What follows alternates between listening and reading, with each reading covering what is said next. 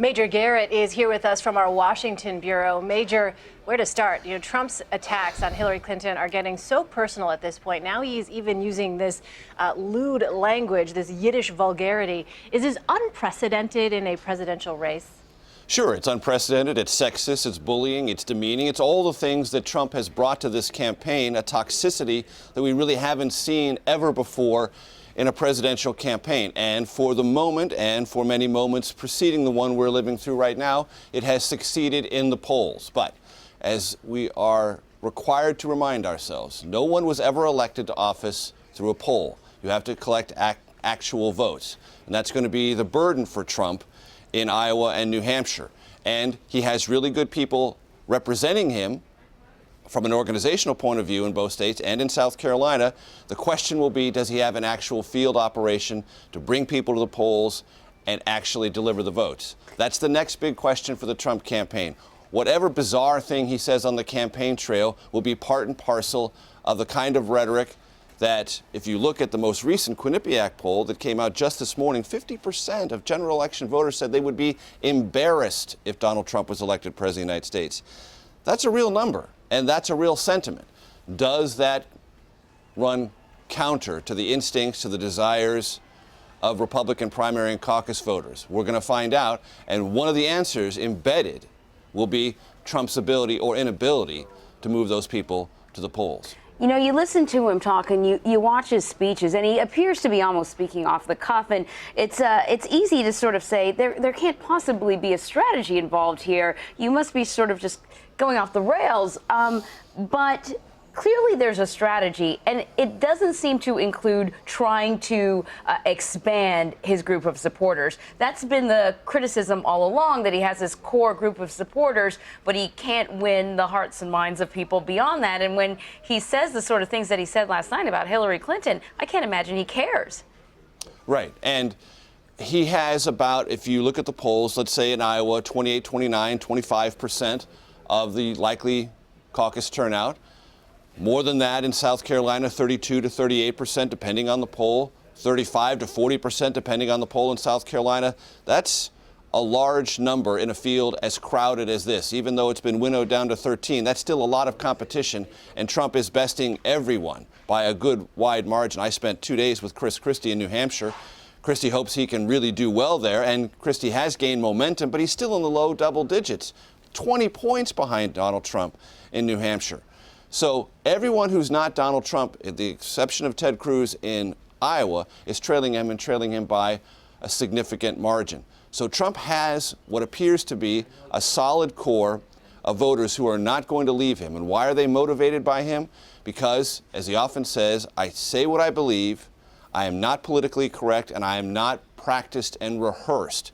And if you've looked at Marco Rubio's numbers in the last month, they rose at the beginning of November, then they held, and now they've begun to drop. And one of the things I hear on the campaign trail is Marco Rubio is too polished. What does that mean? Well, politicians used to think that was a really big, important part of persuading voters. To know what you want to say it well, say it persuasively.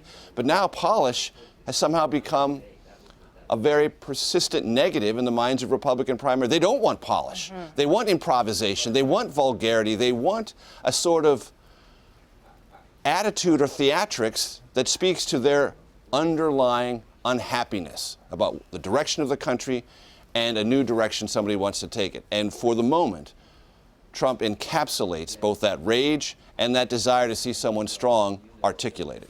Major, just as an aside, I wondered, as the Donald Trump campaign and the things that we have seen happen in the polls and the unexpected nature of his political success so far, at least, as you point out, when it comes to the polls, we'll see whether that translates to actual votes.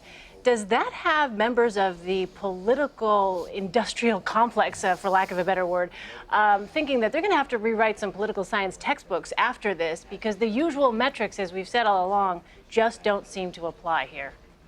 So one of the things, and I've talked to a good number of political scientists about this and political theorists about this, and we all agree that we are living in what feels like a different time, because things that Trump says, many instances, going all the way back to the beginning of his campaign in July, people who have experience in this game, I have some experience, there are a lot of people who have much more experience, said, okay, this is going to be a moment where things are going to turn against Trump. And it didn't happen. Moment after moment after moment after moment. And I've begun to wonder in a way that I never have before. And there are lots of people you talk to who like Trump supporters, ardent, passionate supporters who sort of see Ronald Reagan in Trump. I don't see any of Ronald Reagan's personality in Donald Trump at all. And I don't see his approach to politics and consensus building in Donald Trump at all. But I do see one element that possibly might be analogous, and that is this. Ronald Reagan understood the medium of modern American politics in the late 20th century, television and the artistry of television, and conveying his message entirely under his control. And he used that in ways that people thought were brand new and utterly persuasive. He wasn't great in press conferences, but in set speeches and in places that he controlled the atmospherics and the pictures and his words, he was very hard to match. He understood the medium.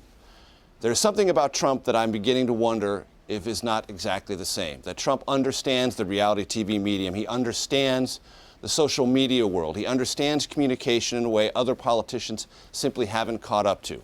And things that they thought were impermissible are suddenly permissible. But only Donald Trump knows that. Only Donald Trump knows how to use it. And anyone who tries to copy it is a pale imitation. He knows it. He calls them out on it. And the voters out there sense it as well. So maybe Trump is onto something that's not Reagan-esque in any sort of ideological or temperamental way, but in understanding the medium and understanding how to use it to his advantage to the fullest. And Major Garrett, great points. There'll be university courses on this, I think, in the future.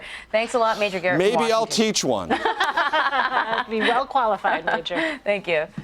Thanks.